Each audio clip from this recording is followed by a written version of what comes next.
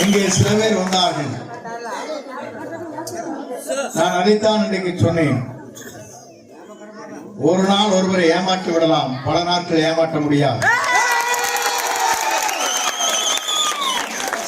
புரட்சி தலைவர் அதைத்தான் சொன்னார். புரட்சி தலைவர் அம்மாவும் அதைத்தான் சொன்னார். இந்த 6 நாட்களுக்கு முன்னாலே எதிர்கால தமிழகத்தை ஆளக்கூடிய விஜய் அவரிடத்திலே நான் சென்றிருக்கிறேன். ஏன் அதை சொல்லுகிறேன் சொன்னால், 30ஆம் தேதி இங்கே ஒரு கூட்டம் ஒன்று நடைபெற்றது. செங்கோட்டையனுக்கு பின்னாலே ஒருவர் கூட இல்லை என்றார். இங்கே பாருங்கள் எவ்வளவு பேர்.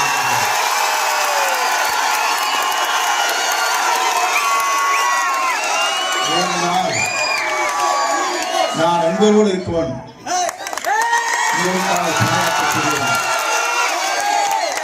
உங்களுக்காக ஒரு சட்ட திருத்தத்தை கொண்டு வந்தேன். 8ஆம் வகுப்பு முடித்திருந்தால் மட்டும்தான் லைசன்ஸ். இது உங்களுக்கு கொண்டு வந்த திட்டம் இன்றைக்கு தமிழகத்திலே மட்டும் இந்தியாவில் நீங்கள் 73 பேருக்காக கொண்டு வந்த திட்டம் 1 லட்சம் பேர் இன்றைக்கு தமிழ்நாட்டில். ஏன்னு சொன்னால் எவ்வளவு துன்பங்களும் இடர்பாடுகளில் நீங்கள் பயணங்களை மேற்கொண்டீர்கள். அதே போல தமிழ்நாட்டில் இருந்து வரும் பயணங்களை மேற்கொண்டார். நீங்கள் வருவாய் ஈட்டி வருகிற போது காவல்துறையை சார்ந்தவர்களை எல்லாம் எங்கே லைசன்ஸ் என்று கேட்பார்கள். ஆனால் இந்த அதிகாரத்தை 73 பேர் மட்டுமல்ல 1 லட்சம் பேர் இந்தியாவிலே வாழ்கிறார்கள். வித்திட்டவரே நீங்கள் தான். நீங்கள் என்றால் அவர்களுக்கு அந்த வாய்ப்பு கிடைத்திருக்காது. நான் எதற்காக சொல்றேன் சொன்னால், இந்த புனித பெயரை வைத்திருப்பது புரட்சி தலைவர் எம்ஜிஆருடைய புனித பெயர். மக்களுக்காக வாழ்ந்தார், மக்களோடு திட்டங்களை நிறைவேற்றினார், தாயுள்ளத்தோடு எல்லோரையும் வாழ வைத்தார். அம்மாவும் அதைத்தான் செய்தார்கள். நாளை நம்முடைய இளைஞரின் எழுச்சி நாயகனாக இருக்கிற விஜய் அவர்கள் அதை செய்ய போவார். நான் எதற்காக இதை சொல்கிறேன் சொன்னால், எல்லோரும் நினைத்தார்கள் என்னை இந்த இயக்கத்தில் இருந்து நீக்குவது மட்டுமல்ல, இந்த இயக்கத்திலே மட்டுமல்ல உங்களுக்கு உழைப்பதை இருந்து என்னை அந்த இடத்திலே இடர்பாடுகளை உருவாக்க வேண்டும் சில பேர் கனவு கண்டார்கள். இனி செங்கோட்டையின் மேலே வர முடியாது என்று நினைத்தார்கள்.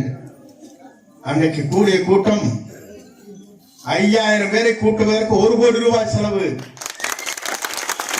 ஆனால் 1 ரூபாய் கூட செலவு செய்யாமல் இன்றைக்கு 5000 பேர் இங்கே இருக்கிறீர்கள்.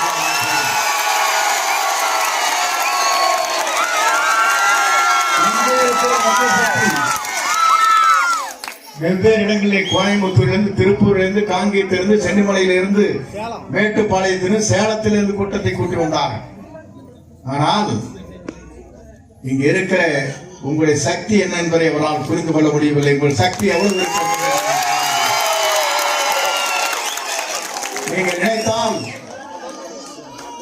எதை வேண்டுமானால் உங்கள் சக்தியால் முறியடிக்க முடியும். நீங்கள் நினைத்தால் எதை வேண்டுமானால் மாற்றி காட்ட முடியும். ஆனால் புரட்சி தலைவருடைய அம்மாவுடைய தயவால் ஆட்சி கட்டளை அமர்ந்தவர்கள் பலமுறை அவர்கள் தேர்தலில் போர்க்களம் இங்கே இருக்கிற தேர்தல் இருக்கின்ற போது வெற்றி என்ற இலக்கை எட்ட முடியவில்லை. ஆனால் புரட்சி தலைவர் எப்படி வென்று காட்டினாரோ, புரட்சி தலைவர் எப்படி வென்று காட்டினார்களோ, அதே போல இளைஞரின் எழுத்து நாயகனாக இருக்கிற மக்கள் சக்தியோடு விஜய் அவர்கள் எந்த சக்தியாலும் நிறுத்த முடியாது. இதை போர் புரிந்து கொண்டிருப்பார்கள். ஏனென்று சொன்னால், அன்றைக்கு சொன்னார்கள், நாமக்கல் நடைபெறும் நிகழ்ச்சியில் பெரிய கட்சி நம்மிடத்திலே வந்துவிட்டது, அங்கே கொடி அசைத்துக் கொண்டிருக்கிறார்கள், பாருங்கள் பிள்ளையார் சொல்லி போட்டு விட்டது என்று சொன்னார்கள். இப்போது பிள்ளையார் சொல்லி அல்ல, வேறு சொல்லி போடப்பட்டிருக்கிறது. நாளை சொல்வதற்கு கனவு கண்டார்கள். எல்லோருடைய முதுகை ஏறி சவாரி செய்யலாம் என்று சில பேர் கனவு கண்டார்கள். ஆனால் மக்களாக இருக்கிற உங்கள் சக்தி விஜய் அவர்களை தமிழ்நாட்டுடைய முதலமைச்சராக ஆட்சி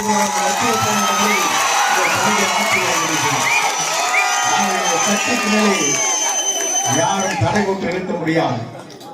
சொல்வார்கள், காற்றை சுவரிழுத்து தடுத்து விட முடியாது, கடலை அணை போட்டு தடுத்து விட முடியாது, இமயத்தை எறும்புகளால் தேய்த்து விட முடியாது. அதை போல உங்கள் சக்தி என்பது இந்திய நாட்டின் வரலாற்றில் ஒரு பெரும் மாற்றத்தை உருவாக்குற சக்தியாக இந்த எம்ஜிஆர் ரகம் அமைய போகிறது. உங்கள் உழைப்பு என்பது உங்களுடைய உடலை ஓடுகிற ரத்தம் ஒன்றும், ஒவ்வொரு நீங்கள் சிந்துகிற ரத்தமும் தியாகத்தின் வடிவிலே இருக்கிறது. இந்த ஆலயத்திலே தான் இங்கே நான் பேசுகிறேன். யார் வந்தாலும் இந்த ஆலயத்திற்குள்ளே தான் இருந்து விட்டு செல்ல வேண்டுமே தவிர மற்றொரு இல்லத்திற்கு சென்று பேசிக்கலாம். கட்டுப்பாடு என்பது இங்கே தான் இருக்கிறது.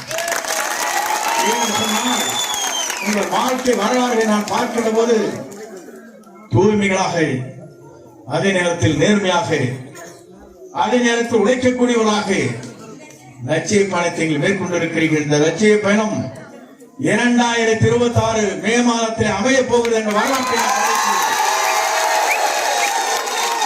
இதற்காக நாம் அத்தனை பேரும் உழைப்போம். என்னை தேடி நீங்கள் வந்தீர்கள். அப்போது அங்கே கொடுக்கப்பட்டிருக்க இடம் சரியாக இல்லை, பெரிய இடத்தை தார வேண்டும் என்று எனக்கு செய்திகள் வந்த உடனே அங்கே சென்றேன். அதன் மூலமாக உங்களை சந்திக்க முடியவில்லை. எங்கள் இல்லத்திற்கு வந்தீர்கள், அலுவலகத்திற்கு வந்தீர்கள். அதற்கு கோடான கோடி நன்றி வணக்கங்கள்.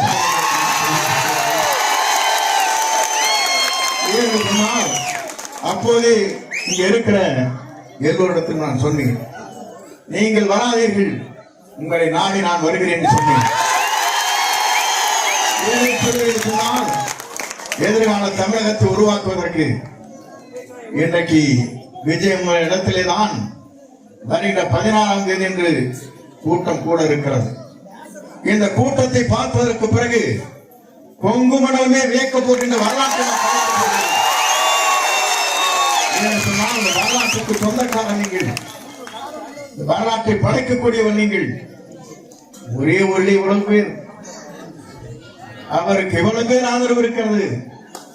ஆனால் தமிழ்நாட்டில் இது போன்ற லட்சம் கிராமங்கள் இருக்கிறது. மனது விளக்குவார் அத்தனை பேர் ஒரே குறையைத்தான் கொடுத்துக் கொண்டிருக்கிறார்கள். இருக்கிற குழந்தையை கேட்டால் சொல்லுகிறது தாயிடத்திலும் தந்தையிடத்திலும், இந்த முறை விஜய்க்குத்தான் ஓட்டு போட வேண்டும்.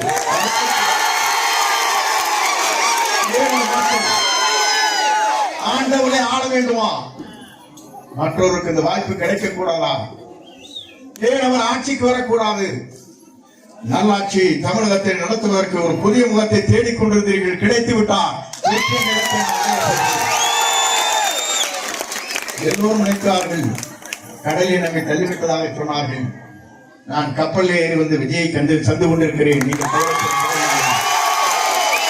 என்னை யாராலும் சாய்த்து விட முடியாது. சாய்க்க நினைத்தவர்கள் சாய்ந்து போவார் என்பதை மட்டும் கவலைப்பட தேவையில்லை. அதைத்தான் நான் இன்றைக்கு சொன்னேன். நான் என்று ஒருவன் நினைத்தால் ஆண்டவன் தான் என்று காட்டி விடுவான் என்று அன்றைக்கு சொன்னேன். ஆண்டவன் இங்கே இருக்கிறார். ஆளப்போவது விஜயதான்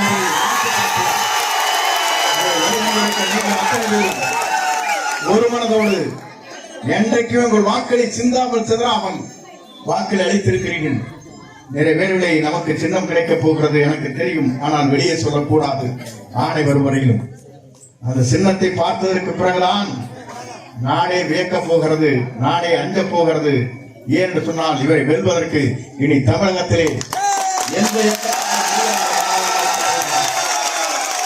வாருங்கள் வெற்றியை தேடித்தான் விடுதலை